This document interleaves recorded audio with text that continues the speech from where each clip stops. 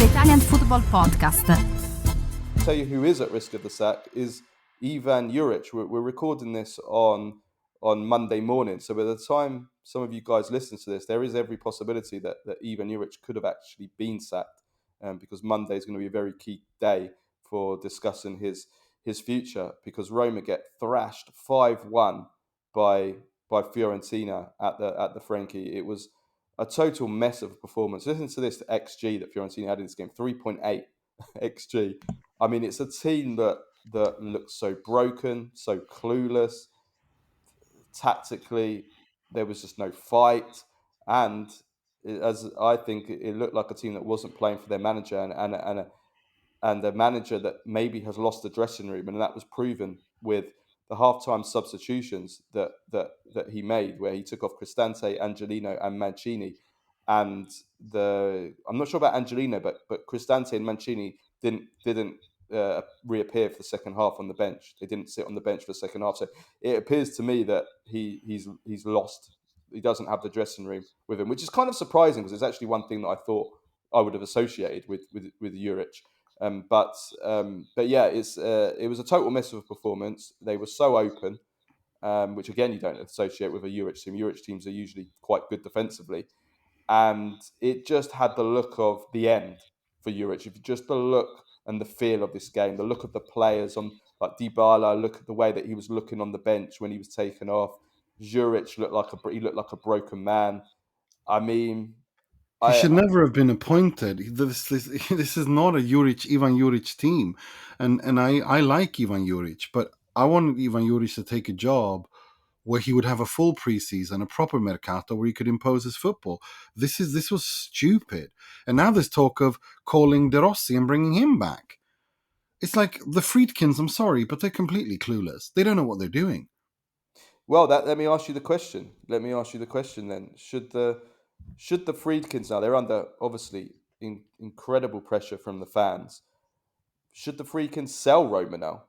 Should they sell Roma? I mean, look at what, I mean, this summer it's been a horror show from start to finish. I mean, De Rossi was sacked few games into the season in a sacking that was handled so badly, and the CEO, or the former CEO, Lina Suluku, that woman, as you call her, was resigned pretty much straight after because of the abuse, and we should say, which we won't condone, the threats that she got from the Roma fans.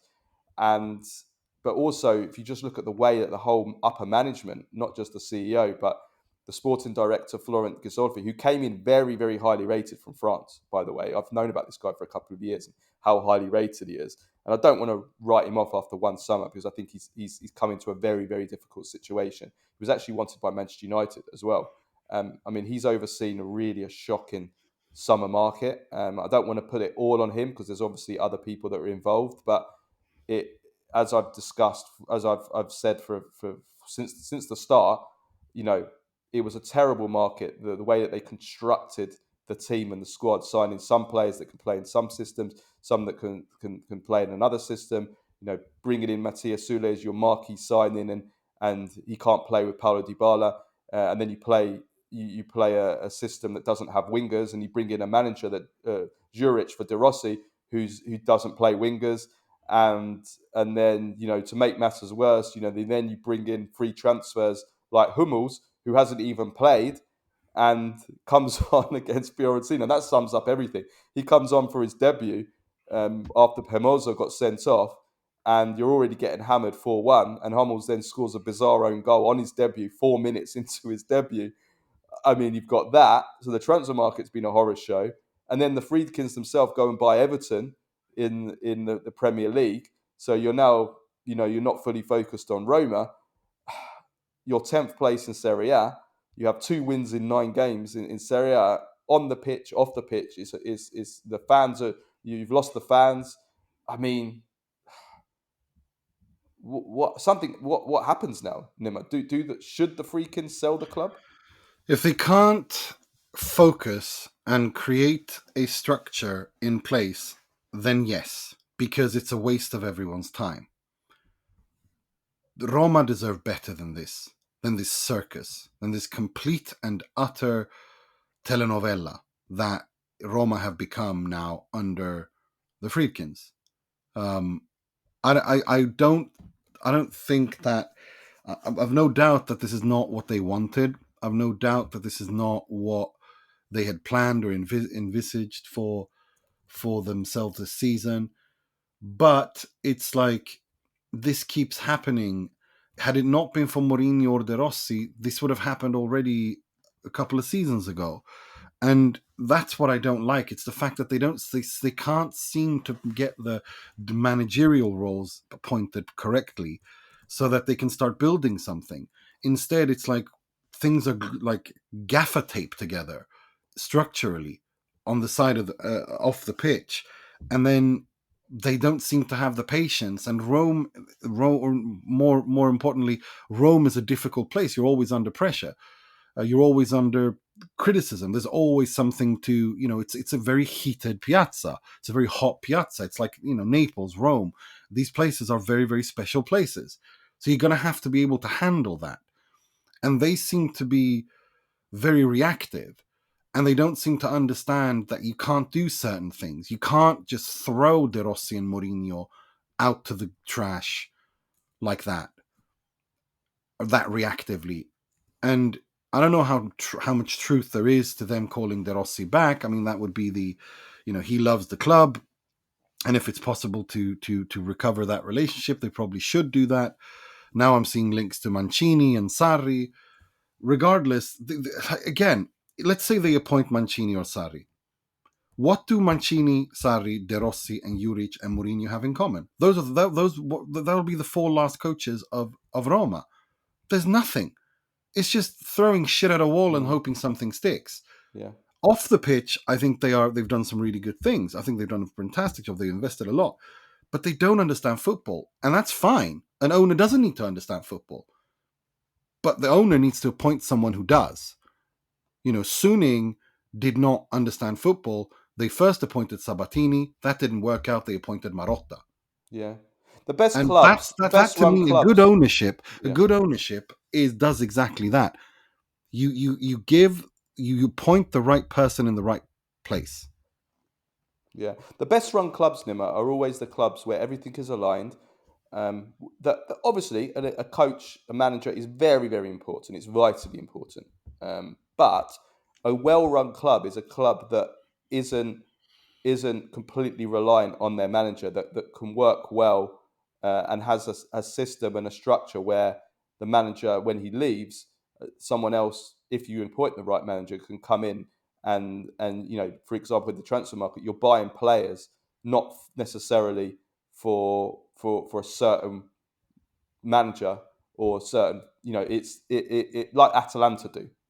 They have a structure that's so well oiled that yes, okay, Gasperini is hugely important, but they bring in a coach who is similar to Gasperini. Well, they have a certain way of doing things, whereas with Roma, like you said, they jump around from one type of manager to another type of manager to a manager that plays attacking, to a manager that plays defensive, to a manager that plays a wingers, to a manager that doesn't play with wingers. And then when they're buying players that don't suit one or one side of the system or the other. There's no actual structure. It's not streamlined to work in a certain way, which is why it's so chaotic. And then when you bring in Juric, bringing in a manager who doesn't even fit those players that you've got anyway. And it's do you know what I mean? It's just a complete mess. There doesn't seem to be any system in place.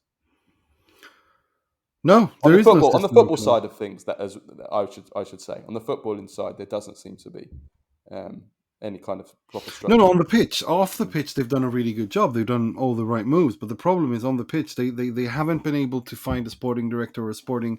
So they don't trust whoever it is. They don't trust that person that they bring on to let them handle it, even when things get tough. And that's the problem here. They seem to like shoot from the hip. And now you've got the Everton thing as well, which will piss the Roma fans off even more. And they're already angry. So no, there's complete confusion, and that's never good. That's never a good place to be. And I think that for me, it's almost inevitable now that Juric leaves. It wouldn't surprise me if Juric resigned himself, because this is just such a shit show. who they bring in, I don't think it matters because the problems are still going to be there. And they need to. This season feels like it's already it's over for Roma. It's literally just damage control. Yeah. And we're just in October. Their squad has been constructed so badly that I don't see whoever you bring in can Yeah. possibly put together a working system that all players are suitable. If you play one system, you're going to have to leave out one or two of your To stars. be honest with you, If the you play only a winger person. system, Dybala can't play. If you play a system that without wingers, then Sule can't play. So you know you're already screwed there. You have too much. You have a lack of pace in the team. I mean, how we go back to the Fiorentina game. How on earth, after everything that happened, we're going back to a what? Two players playing behind the one system when it was quite clear early on in the season that wasn't working for De Rossi, and we're going back to what? Dybala and Pellegrini with zero pace behind Dovbyk with zero pace when it was clear early on in the season that Roma were struggling so badly the reason why was because they were playing players that had no pace and there was no speed and everything was central and there was no width. No width, no width, no speed was the reason why Roma had such a disastrous start to the season. And what, we've gone back to that now? I mean, that's also on Juric, but Yeah, but he's Juric also plays 3-4-2-1. This is, again, it's a stupid appointment. You don't appoint Ivan Juric and don't play 3-4-2-1. That's how he plays his football. Again, I don't blame Juric for being Juric. I blame the Friedkins for sacking De Rossi, not giving him what he wanted in the summer, and then appointing Juric, which doesn't work with the squad at all. Like it's again, it goes back to the fish rots from the head down, Chinese even proverbs. Like this defensively. I mean, is you expect you expect the Juric team to at least be good defensively, yeah, you and they do. shot in Celik. Can I just say this Celik? Oh my god. What, this guy must be the worst performing defender in Serie A right now. I mean, he's given away, I want to say, goal a game. How many goals did he give away in this game? I mean, the goal he gave away was against Inter was shambolic, the miscontrol, Mm. and then the penalty. I mean, the number of shambolic penalties conceded this weekend. I mean, unbelievable. Celik was right up there. That was also Sunday League pub defending at Bedford Park. I mean, that was that was drunken defending. It's really bad. It's really bad for Roma.